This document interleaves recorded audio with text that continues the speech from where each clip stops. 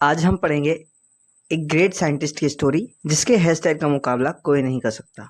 अब तक तो तुम समझ ही गए होंगे कि मैं एल्बर्ट आइंस्टाइन की बात कर रहा हूँ। इस स्टोरी का नाम है अ ट्रूली ब्यूटीफुल माइंड।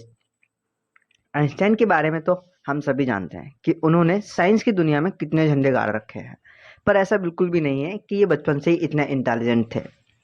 जब इनका जन्म 14 मार्च 1879 में हुआ, तब ये भी बाकी बच्चों की तरह नॉर्मल था। जब तक ये 2.5 साल का हुआ, तब भी ये कुछ बोल नहीं पाता था और इसकी माँ इसे पागल समझती थी, क्योंकि इसका सर बाकी बच्चों से काफ़ी बड़ा था। आइंस्टाइन ज़्यादातर अकेले में ही मैकेनिकल टॉयज़ के साथ खेलता रहता था और इसके स्कूलमेट इसे बोरिंग ब्रदर भी कहते थे।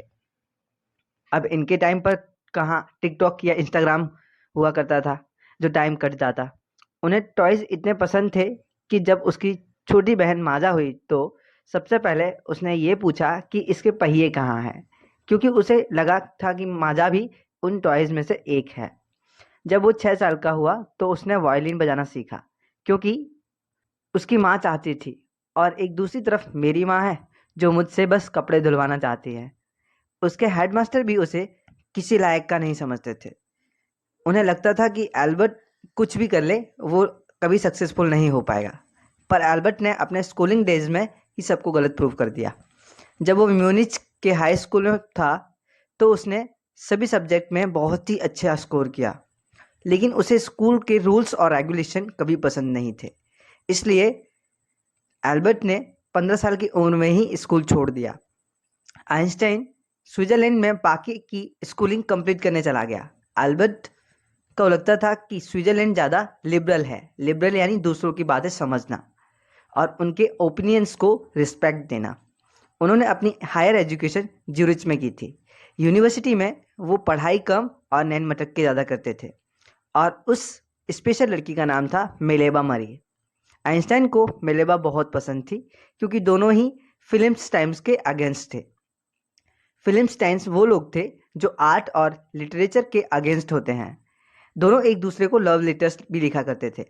एल्बर्ट ने तो डिसाइड कर लिया था कि वो अपनी स्टडीज़ ख़त्म करने के बाद मिलेवा से शादी कर लेंगे, पर उसकी माँ इसके अगेंस्ट थी, क्योंकि मिलेवा एल्बर्ट से काफ़ी बड़ी थी और वो कुछ ज़्यादा ही पढ़ी लिखी थी।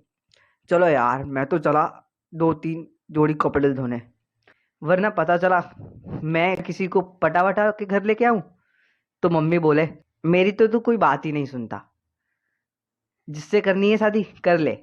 कम से कम मैं उन्हें ये तो याद दिला दूंगा कि मैंने कैसे गर्मियों में 2-3 जोड़ी कपड़े धोए थे।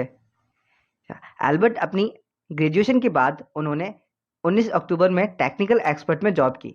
एल्बर्ट जॉब के साथ साथ अपने आइडियाज़ भी डेवलप कर रहे थे, क्योंकि उनका फिजिक्स में बहुत इंटरेस्ट था। उन्होंने ऑफिस में अपनी खुद की एक सीक्रेट ड्रॉअर बना रखी थी, जिसका नाम था ब्यूरो ऑफ थियोरेटिकल फिजिक्स। फिर 1903 में उन्होंने अपनी फैमिली के अगेंस्ट जाके मिलेवा से शादी कर ली और 2 बच्चे भी कर दिए। पर कुछ सालों बाद 1919 में दोनों का ही डिवोर्स हो गया, और तभी उसी साल एल्बर्ट ने अपनी कजिन एल्सा से शादी कर ली।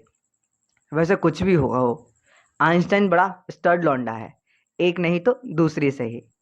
अपनी पर्सनल लाइफ में स्ट्रगल करने के बाद आइंस्टाइन ने फाइनली अपनी बुक लिखी, जिसका नाम था जनरल थ्योरी ऑफ रिलेटिविटी। इस बुक में उन्होंने रिलेटिविटी के ऊपर एक बहुत फेमस फार्मूला इस्टेब्लिश किया, जो है E = mc²।